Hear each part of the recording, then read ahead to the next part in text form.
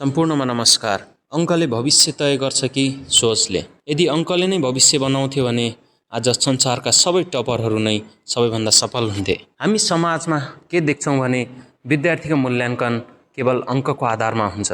विद्यालय, अभिभावक र कहिलेकाहीँ शिक्षकले पनि विद्यार्थीलाई सोध्छन् कति अङ्क आयो, र कहिले सोधिँदैन तिमीले के सिक्यौ। म विद्यालयमा काम गर्ने मान्छे हुँ। मैले धेरै उच्च अङ्क ल्याउने विद्यार्थीहरू देखेको छु जो आत्मविश्वास गुमाइरहेका छन्, र धेरै एभरेज विद्यार्थी देखेको छु जो जीवनमा राम्रो गर्दछन्। अङ्कले केवल स्मरण गर्ने शक्ति जाँच्छ, तर जीवनले सोच्ने क्षमता, समस्या समाधान गर्ने बानी, अनुशासन र असफलताबाट उठ्ने साहस जाँच्छ। जब विद्यार्थीलाई केवल अङ्कमा सीमित गरिन्छ, उनीहरू डराउन थाल्छन्। फेल हुने डर, अरूसँग तुलना हुने डर र आफू कमजोर छु भन्ने भ्रम। अङ्क महत्त्वपूर्ण हुन्छ, तर अङ्कभन्दा ठुलो कुरा सिक हो। यदि सफल हुन मन छ भने विद्यार्थीहरूले सिक्नुपर्ने महत्त्वपूर्ण कुराहरू: प्रश्न सोध्ने बानी, गल्ती स्वीकार गर्ने साहस, निरन्तर प्रयास गर्ने अनुशासन र आफूमा विश्वास गर्ने सोच। अभिभावक र शिक्षकहरूले पनि बुझ्नुपर्ने हरेक बच्चाको गति फरक हुन्छ र हरेक बच्चाको क्षमता अङ्कले मात्र देखिँदैन। विद्यार्थी भाइ बहिनीहरू, अङ्कलाई लक्ष्य बनाउनुहोस् तर आफ्नो पहिचान नबनाउनुहोस्। र अभिभावक तथा शिक्षकहरू, अङ्कभन्दा पहिले बच्चाको सोच बनाऊ। यदि यो कुरा तपाईँलाई अर्थपूर्ण लाग्यो भने कुनै विद्यार्थी वा अभिभावकसँग